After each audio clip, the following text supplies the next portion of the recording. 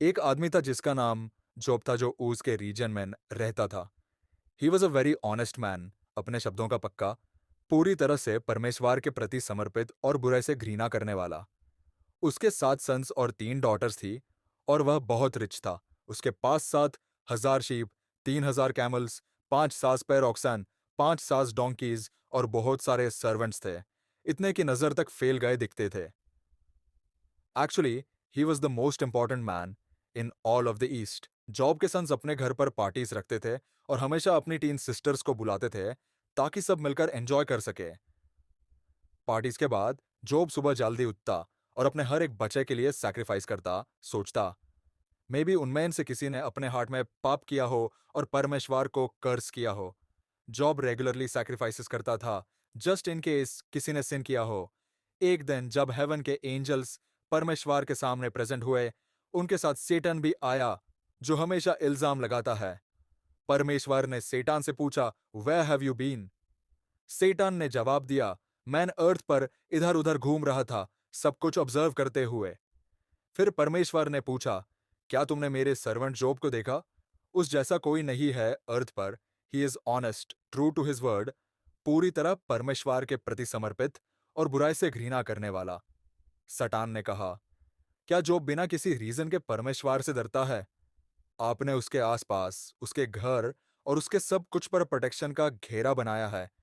आप उसके काम पर ब्लेसिंग देते हैं, और उसके फ्लॉक्स और हर्ड्स पूरे देश में फैल गए हैं। बट अगर आप अपना हाथ बढ़ाकर उसके सब कुछ को छीन लें, तो देखिएगा, he will surely curse you to your face. परमेश्वर ने सेटन से कहा, ऑल राइट देन, जो कुछ उसके पास है वो तुम्हारे हाथ में है, बट उसके बॉडी पर हाथ मत उठाना। फिर सेटन परमेश्वर के सामने से चला गया। कुछ टाइम बाद, जब जॉब के सन्स और डॉटर्स अपने बड़े भाई के घर पार्टी कर रहे थे, एक मैसेंजर दौड़ता हुआ जॉब के पास आया और बोला। बैल हल जोत रहे थे और डोंकीज पास में चर रहे थे, तभी सबीन्स ने अटैक कर दिया। उन्होंने सब एनिमल्स को ले लिया और नौकरों को मार डाला। I am the only one who escaped to tell you. वो अभी बोल ही रहा था कि दूसरा मैसेंजर आया और बोला, आग स्काई से गिरी और उसने शीप और शेपर्ड्स को जला दिया। I am the only one who escaped to tell you. फिर तीसरा मैसेंजर आया और बोला, 3 चाल्डियंस के ग्रुप्स आए, उन्होंने कैमल्स पर हमला कर दिया और सर्वेंट्स को मार दिया। I am the only one who escaped to tell you. फिर एक और मैसेंजर आया और बोला, आपके सन्स और डॉटर्स अपने बड़े भाई के घर फीस्ट कर रहे थे। तभी सडनली एक बड़ा विंड डिजर्ट से आया, घर के चारों कॉर्नर्स को स्ट्राइक किया और घर गिर गया। सब मर गए। I am the only one who escaped to tell you. ये सुनते ही जॉब खड़ा हो गया, अपने कपड़े फाड़ दिए, सर मुंदवा लिया और जमीन पर गिरकर परमेश्वर की वर्शिप करने लगा। भगवान की स्तुति हो, नेकेड मैं अपनी माँ के गर्भ से आया और नेकेड ही धरती कि गॉड में वापस जाऊंगा। द इटर्नल देता है, द इटर्नल लेता है। भगवान के नाम की सदा स्तुति हो। इतनी सारी मुसीबतें झेलने के बावजूद जॉब ने ना तो पाप किया और ना ही भगवान पर कोई इल्जाम लगाया। एक दिन जब स्वर्गदूत द इटर्नल को हिसाब देने आए, साटन भी वहां आ गया। द इटर्नल ने सेटन की ओर देखा और पूछा, और तुम कहाँ थे? साटन ने उत्तर दिया, मैं हर जगह घूमकर देख रहा था कि धरती पर क्या चल रहा है। द इटर्नल ने कहा, जॉब जैसा कोई नहीं है। वह एक ईमानदार आदमी है, अपनी बात का सच्चा है, पूरी तरह से भगवान को समर्पित है और बुरे से नफरत करता है। कितना अपराइट है वह! तुमने उसे नष्ट करने की कोशिश की, लेकिन सफल नहीं हुए। साटान ने जवाब दिया, कोई भी आदमी अपनी जान बचाने के लिए कुछ भी कर सकता है। तो अगर आपने उसकी सेहत छीन ली तो क्या होगा?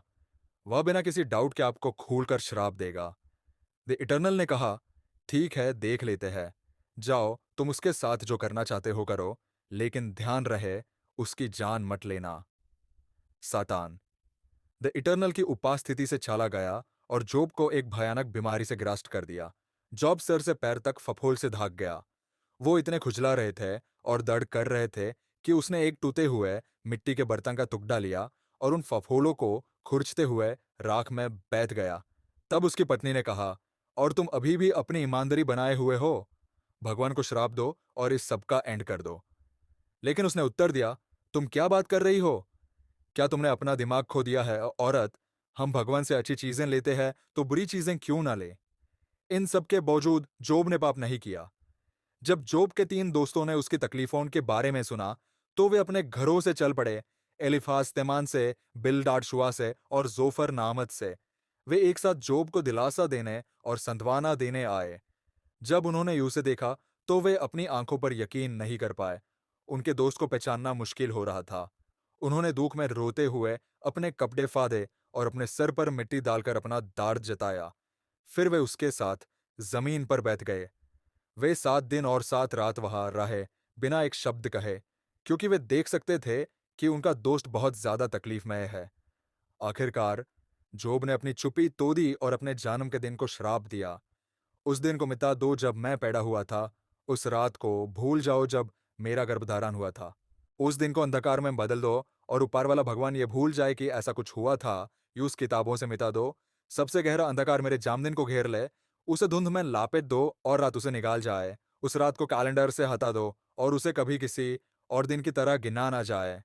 उस रात को कुछ भी मत बनने दो और उस रात की कोई खुशी की पुकार कभी ना सुनी जाए। शाप देने वाले उस्ताद उस दिन को शाप दे और उसे समुंदारी राक्षस लेवियतन निगल जाए। उसकी सुबह के तारे अपनी चमक खो दें और दिन की रोशनी का इंतजार करें जो कभी नहीं आएगी। वे फिर कभी सुबह की रोशनी ना देखी। तुमने मुझे मेरी माँ के गर्भ से बाहर आने से क्यों नहीं रोका? मैं ये दुखों से भरी जिंदगी क्यों जी रहा हूं? मैं जन्म लेते ही क्यों नहीं मर गया? जब मैं अपनी माँ के गर्भ से निकला तो मुझे थामने के लिए बाहें और दूध पिलाने के लिए स्टान थे। मैं अब शांति से सो सकता था, हमेशा के लिए दाढ़ के बिना। राजाओं और शासकों के पास जो खंडार में है, या उन शक्तिशाली लोगों के पास जिनके पास सोना चांदी था। क्यों नहीं मुझे पैदा होते ही दफन कर दिया गया, एक ऐसे बच्चे की तरह जो कभी रोशनी नहीं देख पाया। वहां दुष्ट अब परेशान नहीं कटछाना करते और थके हुए लोग आखिरकार अपनी जरूरी राहत पाते हैं। वहां कैदियों को चैन से सोने दिया जाता है और देवताओं के शोर से उन्हें जगाया नहीं जाता। अमीर और गरीब, सराल और शक्तिशाली सब वहां होते हैं और गुलाम अपने मालिकों से आजाद होते हैं। क्या गॉड को परवाह है कि वो व्रेचेड को जाम दे? क्यों वो एक ऐसे इंसान को जीने देता है जो बिटरनेस से भरा हुआ है? जो लोग बेंतेहा मौत की तमन्ना करते हैं, वो यूं पा नहीं सकते। जो उसे दुनिया के सबसे बड़े खजाने से ज्यादा खोजते हैं, वो अपनी मौत के दिन को अपनी जिंदगी का सबसे खुशनुमा दिन मनते हैं। जिंदगी का मतलब क्या है जब वो अब सेंस नहीं बनाती? क्यों? एलिफाज पहला दोस्त जोब को दंता है। क्या गॉड हमें जीने देता है जब उसने सारे रास्ते बैंड कर दिए हैं? खाने की जगह सिर्फ आंसू आते हैं। पानी पीने की जगह मुझे सिर्फ कराते हुए दुख दिए जाते हैं। मेरे सबसे बड़े दूर सच हो गए। जिसका मुझे डर था वही हुआ। मेरा आराम छिन गाया है और मेरी शांति बर्बाद हो गई है। मेरे पास अब कोई सुकून नहीं बचा और मौत मेरी जिंदगी में घुस आई है। फिर एलिफस जो तिमानाइट था बोला, क्या तुम्हें बुरा लगेगा अगर मैं कुछ कहूं? ऐसे हालात में चुप रहना मुश्किल है। तुमने खुद ये बहुत बार किया है। तुमने ऐसे शब्दों से लोगों को रोशनी दी और उन्हें सहारा दिया जो हार मानने ही वाले थे। तुम्हारे शब्दों ने उन्हें ताकत दी जो लड़खड़ा रहे थे और उन लोगों में नए उम्मीद जगाई जो गिरने के कगार पर थे। लेकिन अब जब ये तुम्हारे साथ हो रहा है, तुम निराश हो गए हो। जब तुम पर मुसीबत आई, तुम उदास हो गए। क्या तुम्हारी धार्मिक जिंदगी तुम्हें विश्वास नहीं देती? क्या तुम्हारी आदर्श जीवन शैली तुम्हें उम्मीद नहीं देती? रुको और सोचो, क्या कभी कोई सच में निर्दोष इंसान मुसीबत में पड़ा है? या कोई सच में ईमानदार इंसान अंत में खो गया है? मैं देखता हूं कि जो लोग बुराई को उगाते हैं और मुसीबत को बोए हैं, वो वही काटते हैं। गॉड के एक सांस से वो गिर जाते हैं। उसके एक गुस्से के झोंके से उनमें कुछ भी नहीं बचता। भले ही एक शक्तिशाली शेर जो जंगल का राजा है और जिसका दहाड़ना दारावाना है, बिना दांतों के बेकार है, क्योंकि बिना दांतों के उनके पास शिकार नहीं होता और उनके बच्चों को अपनी जिंदगी के लिए लड़ना पड़ता है। एक शब्द मेरे पास छुपके से आया, जैसे एक सरसारहद जो मेरे कानों तक पहुंची। वो रात में आई एक डरावने सपने के रूप में, जब मैं गहरी नींद में था। दार और दहशत ने मुझे घूरा। मैं सिर से पैर तक कांप गया और भय ने मुझे घेर लिया। एक आत्मा वहां थी और उसने मेरे बालों को खड़ा कर दिया। मैं बयान नहीं कर सकता कि वहां क्या दिखा। एलिफाज की बातें जारी रही। एक आकृति मेरे सामने खड़ी थी और सन्नाटे में मैंने एक दबा हुआ आवाज सुना। कैसे एक मानव भगवान से ज्यादा धार्मिक हो सकता है? कैसे इंसान अपने रचयिता से शुद्ध हो सकता है? अगर भगवान अपने सेवकों पर भी विश्वास नहीं करते, अगर वही अपने स्वारदूतों में भी दोष ढूंढते हैं, तो मिट्टी से बने इंसान का क्या, जो एक पतंगे से भी ज्यादा कमजोर है, जो आज जीता है और कल गायब हो जाता है, और कोई उनके बिना निशान के चले जाने को महसूस तक नहीं करता। जैसे तंबू के खूंटे निकाल दिए जाएं तो तंबू गिर जाता है, वैसे ही हम मर जाते हैं और जीवन से कुछ ज्ञान नहीं लेते। मदद मांगो, जॉब, अगर तुम्हें लगता है कोई जवाब देगा। कौन से पवित्र स्वर्गदूत से तुम प्रार्थना करोगे? मूर्ख का क्रोध उसका विनाश करता है, और लापरवाह का ईर्ष्या से भरा गुस्सा उसका अपमान करता है। मैंने खुद देखा है, लापरवाह इंसान ने नींव रखी और अचानक उसका घर शपित हो गया। उसके बच्चे बाहर छोड़ दिए गए, सताए गए और शोषण हुआ, और कोई नहीं था उनका बचाव करने वाला। भूखे घर से बेघर लोग उनकी फसल लूट लेते हैं, खेत खाली कर देते हैं, कांतों तक को निकाल लेते हैं। जो कुछ तुम्हारे पास है उसे संतुष्ट रहो। जब चीजें खराब होती है तो किस्मत को दोष मत दो। विपत्ति कहीं से अचानक नहीं आती। मनुष्य विपत्ति के लिए जन्म लेते हैं, जितनी निश्चितता से चिंगरिया ऊपर उठती है। अगर मैं तुम्हारी जगह होता तो मैं भगवान के पास भाग जाता और उनकी दया भारी बहे थाम लेता, क्योंकि वही महान है और उनके कर्म वर्णनीय है। उनके चमत्कारों की कोई सीमा नहीं है। वही विशाल धरती पर बारिश भेजते हैं, खेतों को सिंचने के लिए पानी देते हैं। वही विनम्र को उठाते हैं और पीड़ित को सुरक्षा देते हैं। वही चालकों के योजनाओं को नाकाम करते हैं और उनका लक्ष्य अधूरा रह जाता है। वही धूर्त को उनके ही जाल में फंसाते हैं और उनकी योजनाएं कचरे की तरह बहा दी जाती है। वो भ्रामित हो जाते हैं, जैसे अंधेरे में फेंक दिए गए हो और देख नहीं पाते, इतना कि एक कदम तक आगे नहीं बढ़ा पाते। लेकिन भगवान पीड़ितों को मृत्यु के जाल और दुष्ट के लोहे के पंजे से बचा लेते हैं। इस प्रकार गरीबों में आशा होती है, जबकि अन्याय बिल्कुल नष्ट हो जाता है। कितना धनी है वो जिसे भगवान सुधारते हैं। ध्यान दो, सर्वशक्तिमान की अनुशासन को तुच्छ मत समझो। सच है, वही घाव देते हैं, लेकिन वही उस घाव को भरते भी है। वही चोट पहुंचाते हैं, लेकिन उनका हाथ उससे चंगा भी करता है। वही तुम है, एक के बाद एक आफत से छूत करा डिलेट है। चाहे कोई भी विपत्ति आए, बुराई तुम तक नहीं पहुंचेगी। और जोब एलिफस को जवाब देता है, मैं विपत्ति देता हूं, आप अकाल को आप पर हावी नहीं होने देंगे। युद्ध में तलवार से आप घायल नहीं होंगे। आप दुष्ट चुगलियों से सुरक्षित रहेंगे और विपत्ति के सामने बिना दार के जिएंगे। आप तबाही या अकाल की चिंता नहीं करेंगे और जंगली जानवरों के बीच निश्चिंत चैलेंज। आप पत्थरों और पहाड़ों के साथ सुल में रहेंगे और जंगली जानवर आपके अच्छे मित्र बन जाएंगे। आप जान लेंगे कि धरती पर आपकी जगह सुरक्षित है, और अपनी संपत्ति को देखेंगे तो किसी चीज की कमी नहीं पाएंगे। आप अपने बच्चों को बड़ा होते और बहुत ज्यादा होते देखेंगे। आपके पास एक सुंदर परिवार होगा, जो खेत के घास की तरह फालेगा फूलेगा। आप लंबी उम्र जिएंगे और पक्के हुए सुनहरे गेहूं की बलियों की तरह समय पर इकट्ठा किए जाएंगे। ये सब कुछ परखा गया है, इसलिए अपने भलाई के लिए सुनो, मेरी सलाह मानो।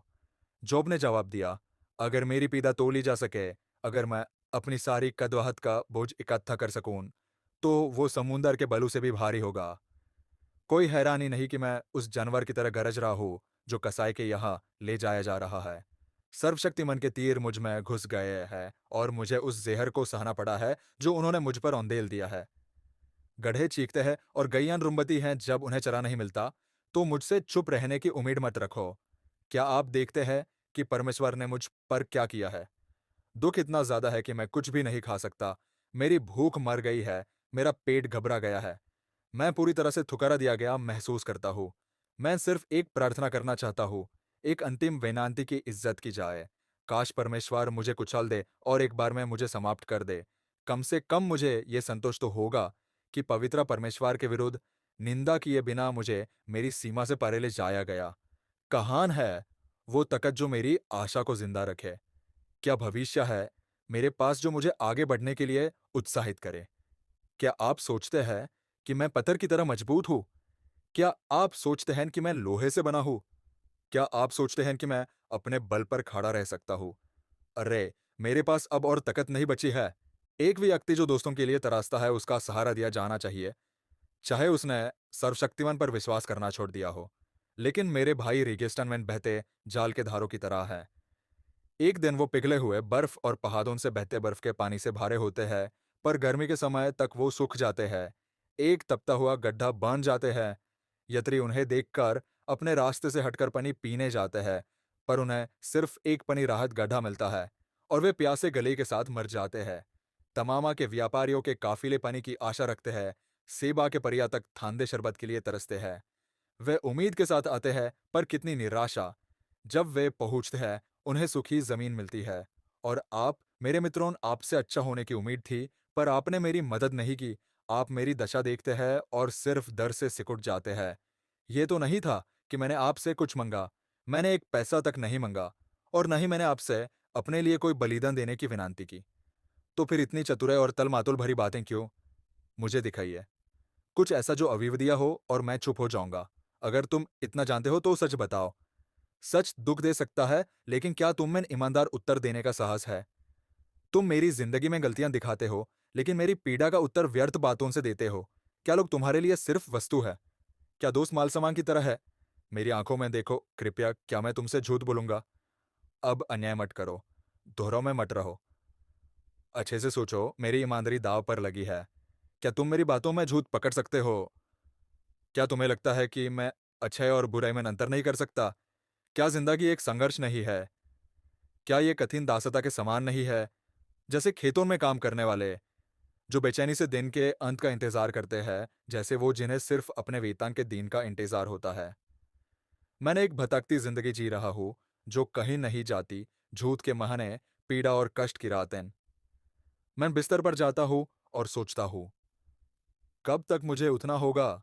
मैं रात भर करवट बदलता हूँ। अब मैं इसे और बर्दाश्त नहीं कर सकता। मेरा शरीर कीड़े और घावों से ढक गया है। मेरी त्वचा खुरदुरी और कठिन हो गई है। पुस कभी रुकता ही नहीं। मेरे दिन एक कुशाल बुनाई वाले के हाथों से भी तेज गुजार जाते हैं। वे बिना किसी आशा के अंत तक जाते हैं। हे भगवान, मत भूलो कि मैं सिर्फ एक सांस हूँ। इन आंखों ने आखिरी बार अच्छाई देखी है। क्या तुमने मेरा अंत देख लिया है? देखते रहो, लेकिन देखने के लिए कुछ नहीं बचेगा। जैसे बदल उठ जाता है और हमेशा के लिए गायब हो जाता है, वैसे ही जो बड़े काबर में जाते हैं, वे कभी अपने परिवार के पास वापस नहीं आते, कभी नहीं। उनके दोस्त उन्हें दोबारा कभी नहीं ढूंढ पाएंगे। और इसलिए मैं चुप नहीं रहूंगा। मैं जोर से और स्पष्ट बोलूंगा, मेरा शिकायत स्वर के खिलाफ है। यह बहुत कड़वा है, लेकिन ईमानदार है। क्या तुम मुझे चुप कराना चाहते हो, जैसे मैं बस चाहता हूँ कि तूफान रुक जाए और समुंदर शांत हो जाए? जब मैं सोचता हूँ कि मैं बिस्तार पर जाऊंगा और कौन जाने एक झपकी मुझे सुकून दे, तभी डरावने सपने मुझे डराते हैं और डर से मुझे भयभीत करते हैं। मैं फांसी पर लटक कर मरना पसंद करूंगा, बजाय इस तरह जीने के। जीना, मैं इस जिंदगी से नफरत करता हूँ। किसे चाहिए ये? मुझे अकेला छोड़ दो। मेरी जिंदगी बेकार है। ये सिर्फ धुआं है। मानुष्य क्या है जो तुम उनकी फिक्र करते हो और अपने दिन का एक हिस्सा उनके साथ बिताते हो? क्यों तुम हर सुबह देखने आते हो कि वे कैसे हैं? क्या तुम मुझे देखना कभी बैंड नहीं करोगे? क्या तुम मुझे इतना भी अकेला नहीं छोड़ोगे कि मैं सांस ले सकूं? अगर मैंने पाप भी किया है, तो वो तुम्हें कैसे चोट पहुंचा सकता है, जब तुम सबसे महा हो और सब मनुष्यों के जिम्मेदार हो? मैंने तुम्हारा सबसे महत्वपूर्ण निशाना क्यों बन गया हूं? तुम बस मेरे पापों को माफ क्यों नहीं कर देते और मेरे साथ दोबारा शुरुआत क्यों नहीं करते? जिस तरह चीजें चल रही है, मैं जल्द ही मर जाऊंगा। तुम ऊपर नीचे देखोगे, लेकिन मैं वहां नहीं रहूंगा। फिर बिल्लाट जो शुहीते था बोलना शुरू किया, तुम कब तक ऐसे ही बातें करते रहोगे? तुम बकवास कर रहे हो। बिल्कुल बकवास। क्या गॉड गलतियां करते हैं? क्या ऑलमाइटी कभी कुछ छोड़ देते हैं? जाहिर है तुम्हारे बच्चों ने उनके खिलाफ पाप किया है, वरना गॉड ने उन्हें सजा क्यों दी होती? लेकिन तुम्हें क्या करना चाहिए? ऑलमाइटी के सामने झुक जाओ। अगर तुम वैसे ही निर्दोष और धार्मिक हो जैसे तुम कहते हो, तो अभी भी देर नहीं हुई है। वो दाऊद कर आएंगे और सब कुछ ठीक कर देंगे, सब कुछ वापस कर देंगे। चाहे अब तुम विश्वास ना करो, लेकिन तुम पहले से भी ज्यादा अच्छी हालत में रहोगे। इस बात को अपने पुरखों के पास ले जाओ। देखो उन्होंने अपने पूर्वजों से क्या सीखा है। हमें बहुत कुछ सीखना है, क्योंकि हम नए हैं और जिंदगी इतनी छोटी है कि हमें वक्त ही नहीं मिलता। तो क्यों ना हमारे पुरखे हमें अपनी समझ सिखाएं और अनुभव से जो उन्होंने जाना है वो बताएं। क्या पपायरस बिना दलदाल के उग सकता है? क्या रीड्स बिना पानी के जीवित रह सकते हैं? क्या फूल सुंदर नहीं लगते जब तक उन्हें तोड़ा नहीं जाता? लेकिन बिना मिट्टी और पानी के वो घास से भी जल्दी मुरझ जाते हैं। ऐसा ही उनके साथ होता है जो गॉड को भूल जाते हैं। उनकी आशा बेकार हो जाती है। उनकी जिंदगी एक धागे पर लटकती है क्योंकि वो अपना विश्वास उन चीजों में रखते हैं जो मकड़ी के जाल जितनी कमजोर होती है। एक झटके में वो धागा टूट जाता है। अगर कोई उसे पकड़ने की कोशिश करता है तो वो टूट ही जाता है। क्या वो उन कांतों जैसे नहीं होते जो दिन के उजाले में उगाते हैं, बगीचे में फैल जाते हैं, फूलों को बर्बाद करते हैं और पत्थरों तक चिपक जाते हैं? लेकिन जब बगबन उन्हें जड़ से उखड़ देता है तो बगीचे को उनकी कमी महसूस भी नहीं होती। जितनी जल्दी दुष्ट लोग चले जाए उतना ही अच्छा। तब अच्छे पौधे उनकी जगह उग सकते हैं। गॉड अच्छों को कभी नहीं ठुकराते और वो दुष्ट लोगों की मदद कभी नहीं करते।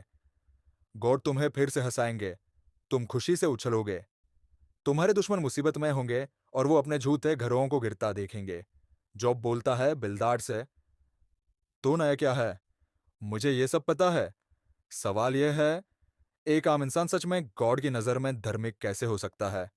अगर हम उनके सामने अपना केस रखना चाहे या बहस करना चाहे, तो हमारी क्या उम्मीद होगी? हजार में से एक भी नहीं। गॉड की समझ इतनी गहरी है, उनकी शक्ति इतनी महा है, कौन उनका विरोध कर सकता है और फिर भी बच सकता है?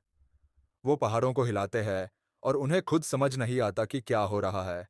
जब वो चाहें, वो उन्हें हिला देते हैं और सब उल्टा कर देते हैं। वो धरती को इतना जोर से हिला सकते हैं कि उसकी बुनियादें तक कंप जाती है। वो सूरज से कहते हैं, मत चमको, और वो चमकना बांध कर देता है। वो सितारों की रोशनी ढक देते हैं। अकेले ही वो आकाश को खींचते हैं और समुद्र की लहरों पर चलते हैं। उन्होंने ग्रेट बेयर, ओरियन, प्लेयाडीज और सदर्न क्रॉस को डिजाइन किया है। हम कभी इस महानता को समझ नहीं सकते। उनके अद्भुत चमत्कार गिने नहीं जा सकते। वह मेरे सामने से गुजार जाते हैं और मैं उन्हें नहीं देख पाता। उनकी उपस्थिति शांत है पर वास्तविक, और मैं उसे महसूस नहीं कर पाता। अगर वह बिना देखे कुछ ले लेते हैं तो कौन उन्हें रोक सकता है? कौन कह सकता है कि वह क्या कर रहे हैं? जब वह क्रोधित होते हैं तो कुछ भी उन्हें रोक नहीं सकता। बड़े से बड़ा और भयंकर प्राणी भी उनके सामने काम जाता है। तो मैं उनसे कैसे बहस कर सकता हूँ? मैं उनके समक्ष अपना बचाव कैसे रख सकता हूँ? चाहे मैं निर्दोष हूं, मैं कभी बहस नहीं कर सकता। मैं सिर्फ उनके चरणों में गिर सकता हूं और न्यायाधीश की दया की भीख मांग सकता हूं। चाहे मैं उनसे प्रार्थना करूं और वह मुझे जवाब दे, फिर भी मैं नहीं मानूंगा कि वह मेरी बात सुन रहे हैं। इसलिए मैं इधर उधर भटकता हूं और घाव बिना करान के बढ़ते जा रहे हैं। मैं भग भी नहीं सकता और पीड़ा सिर्फ बढ़ती जा रही है। और किस लिए? क्या सिर्फ इसलिए कि सब देख सकें कि वह मुझे से शक्तिशाली है? वह मेरे साथ खेलते हैं जैसे मुझे नीचा दिखाने और डराने के लिए। चाहे मैं निर्दोष हूं, जो कुछ मैं कहता हूं वह मुझे दोषी बना देता है। चाहे मैं बिल्कुल दोष मुक्त हूं, अपना बचाव करना बेकार है। मुझ पर विश्वास रखो, मैं निर्दोष हूं। लेकिन मैं समझ नहीं सकता कि यह सब क्या हो रहा है। जीवन का उद्देश्य क्या है? सब कुछ एक सा जैसा है, कोई फर्क नहीं पड़ता, क्योंकि वह बुरे और अच्छे दोनों को नष्ट कर देते हैं। जब विपत्ति आती है तो वह अचानक मौत ले आती है। वह अपने हाथों को जोड़कर बैठे रहते हैं, निर्दोष के दुख से बेपारवा। वह दुष्टों को दुनिया पर राज करने देते हैं और ऐसे न्यायाधीश थपथीत करते हैं जो सही और गलत में अंतर नहीं करते। अगर वह जिम्मेदार नहीं है तो फिर कौन है? मेरा समय थोड़ा है। मेरे जीवन का जो बचा है वह इतनी तेजी से फिसल रहा है कि मैंने खुशी तक नहीं देखी। मेरा जीवा तेजी से बीत रहा है जैसे एक नौका, जैसे एक चील अपने शिकार को पकड़ने नीचे झुकती है। चाहे मैं कहूं कि मैं इन सब कुछ नजरअंदाज कर दूंगा, मैं सिर्फ रोशनी की तरफ देखूंगा और मुस्कुराने की कोशिश करूंगा। ये सब विपत्तियां अब भी मुझे अंदर से खा रही है, क्योंकि मैं जानता हूं कि मुझे कोई राहत या शांति नहीं मिलेगी। मुझे पहले ही दोषी घोषित कर दिया गया है। विरोध करने का क्या फायदा?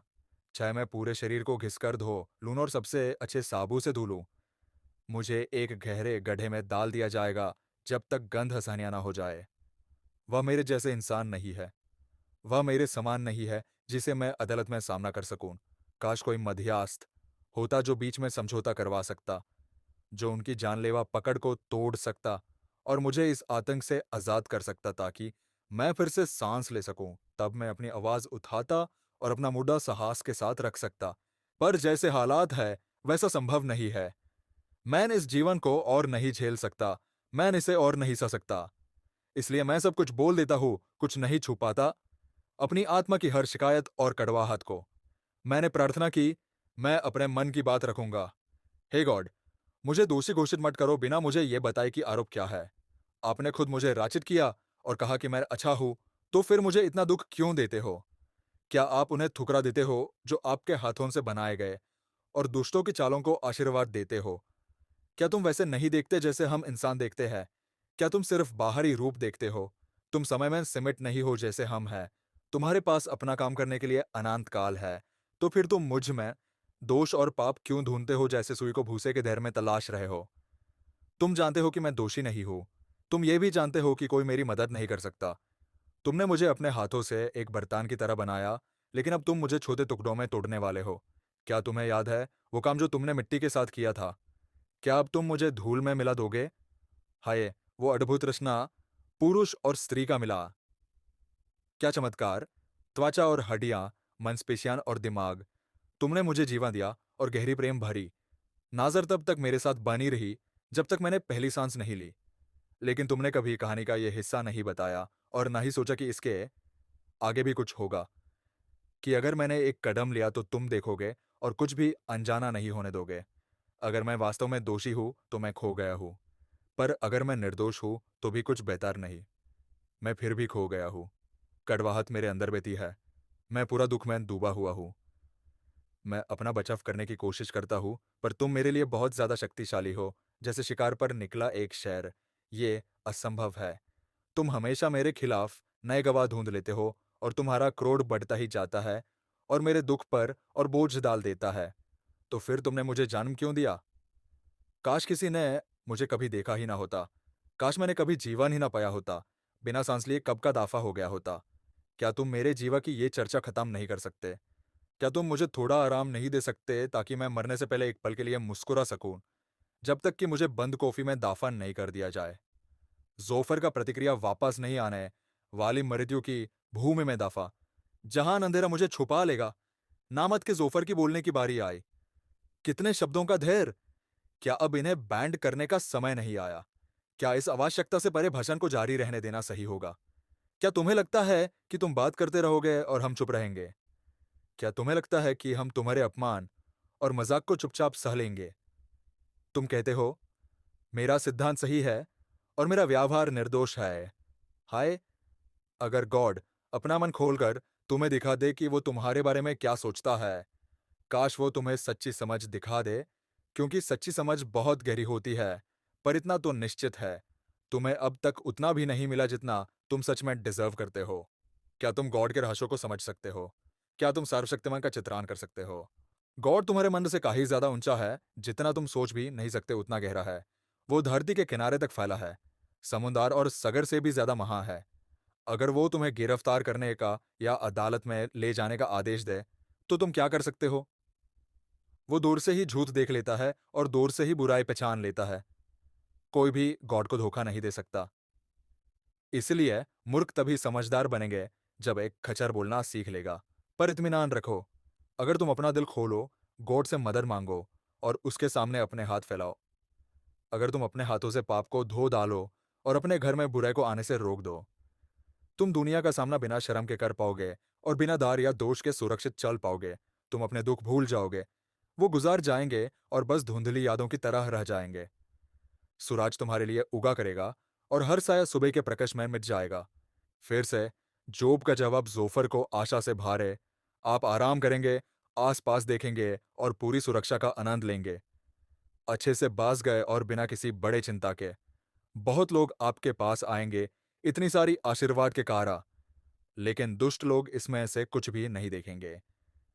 वे लगातार नीचे गिरते रहेंगे जहां जाने की कोई जगह नहीं है, कोई आशा नहीं, सिर्फ निश्चित मृत्यु। जॉब ने जवाब दिया, आप लोग जैसे जानकार बात करते हैं, ऐसा लगता है कि जब आप मर जाएंगे तब दूसरों को जीवन जीने का ज्ञान देने वाला कोई नहीं बचेगा। लेकिन याद रखें कि मैं भी ऐसा ही सोचता हूं और आप मुझसे बेहतर नहीं है। क्या एक्सपर्ट होने की जरूरत है ये सब जाने के लिए? मेरे दोस्तों ने मेरा मजाक बनाया है। तो ये वही व्यक्ति है जो गॉड से बात करता था। दया या दया भावना के बिना उसका मजाक बनाया गया। उस व्यक्ति को देखो जो कभी गलती नहीं करता था। जो लोग सुख में है, उनके लिए दूसरों पर आरोप लगाना कितना आसान है। जो सफल है, उनके लिए उनसे कमजोर लोगों का अपमान करना कितना आसान है। बेईमान लोग सुरक्षित रहते हैं किलाओं में, और जो लोग गॉड का अपमान करते हैं वे शान से जीते हैं। वे सुरक्षा के लिए एक मूर्ति को पैसे देते हैं। लेकिन जानवरों से पूछो, उनसे सीखो।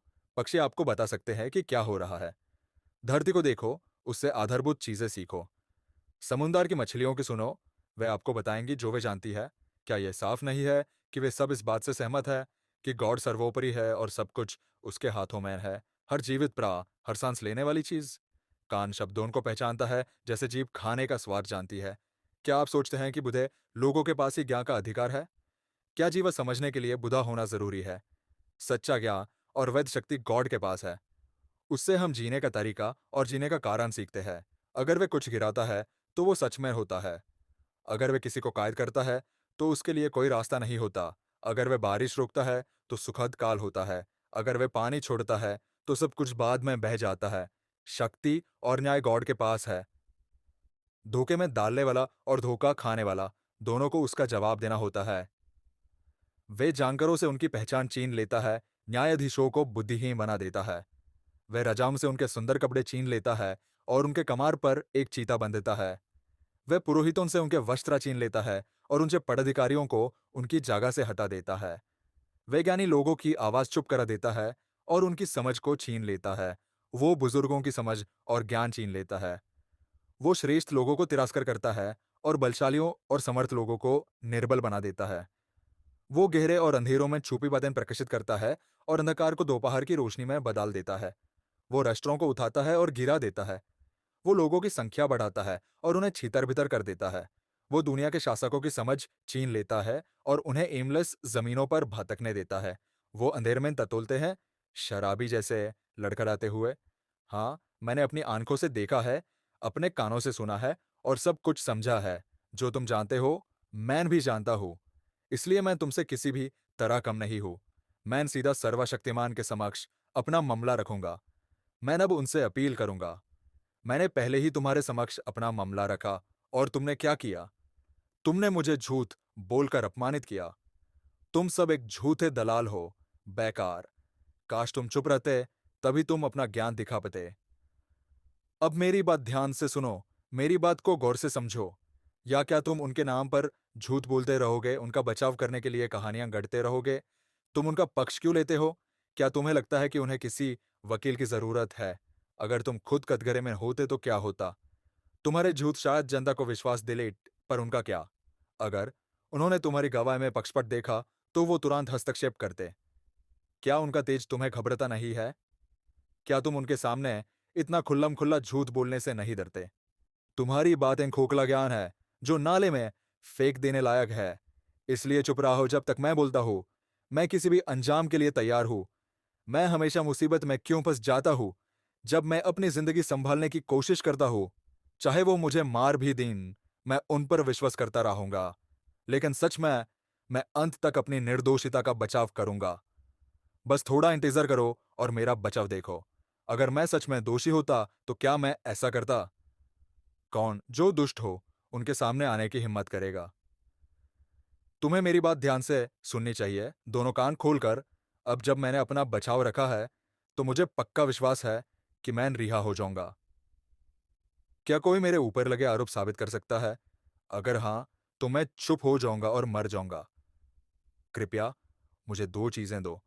उन्हें पूरा करो, तब मुझे पता चलेगा कि मैं तुम पर भरोसा कर सकता हूं। पहला, मेरी पीड़ा दूर करो, क्योंकि यह दर बहुत ज्यादा है। दूसरा, मुझसे सीधा बात करो ताकि मैं जवाब दे सकूं, या मुझे बोलने दो और तुम जवाब दोगे। कितने पाप मेरे खिलाफ दर्ज किए गए हैं? कृपया मुझे दिखाइए कि मैंने क्या गलत किया है। तुम क्यों छुपे रहते हो और चुप हो जाते हो?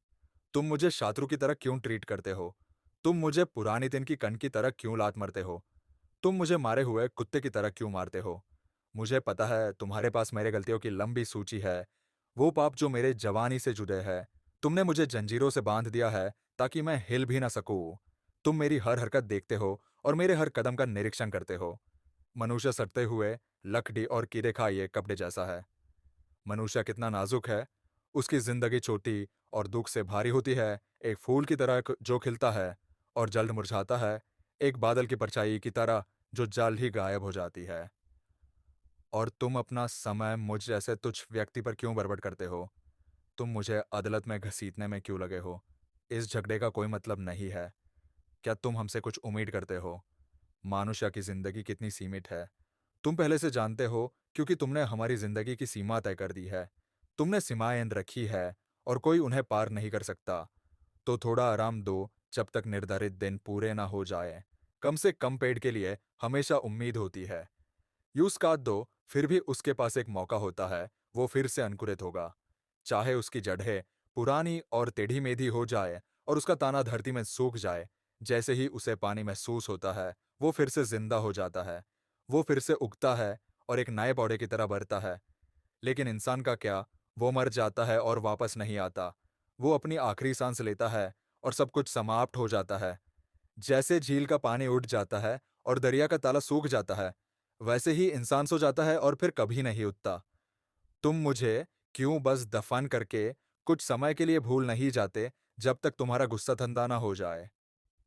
तुम एक समय तय कर सकते हो जब तुम मुझे फिर से याद करोगे। अगर इंसान मर जाए, क्या वो फिर से जीवित होगा? मैं पूछता हूँ। इन कठिन दिनों में क्या मैं उस दिन का इंतजार करता हूँ जब मुझे छुटकारा मिलेगा? तुम्हारे बनाए हुए जीव के लिए तरास रहा हूँ। तुम मुझे बुलाओगे और मैं जवाब दूंगा।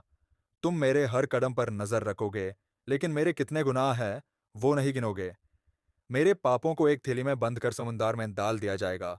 वो समुद्र की गहराइयों में डूब जाएंगे। लेकिन जैसे पहाड़ बिखर जाते हैं और पत्थर हिल जाते हैं, जैसे पानी पत्थरों को घिस देता है और जमीन को घिस कर धूल बना देता है, वैसे ही हमारी उम्मीद धूल में मिल जाती है। तुम हम पर बहुत भरी हो और हमेशा तुम्हारी आखिरी बात होती है। हमारा क्रोध इस वजह से हमारे चेहरों पर दिखाई देता है, लेकिन तुम फिर भी हमें भेज देते हो। हमारे बच्चों का अच्छा या बुरा होना हम नहीं जानते और ना कभी जानेंगे। हमें सिर्फ अपना दुख महसूस करना पड़ता है और अपने दुख का शौक मनाना पड़ता है। फिर इलीफास जो तिमानेट था दूसरी बार बोला, अगर तुम सच में समझदार होते तो तुम ये फालतू बातें नहीं करते।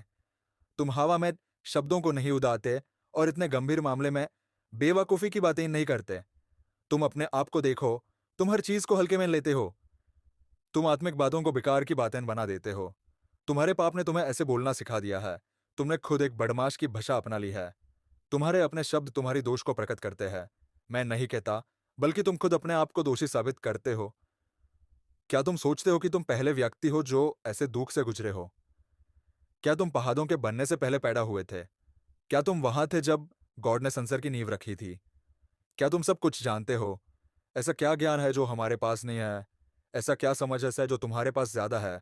हमारे तरफ ऐसे लोग हैं जिनके बाल सेव्ड हो चुके हैं, जो तुम्हारे पिता से भी ज्यादा बुजुर्ग है। क्या गॉड के वादे तुम्हारे लिए काफी नहीं है?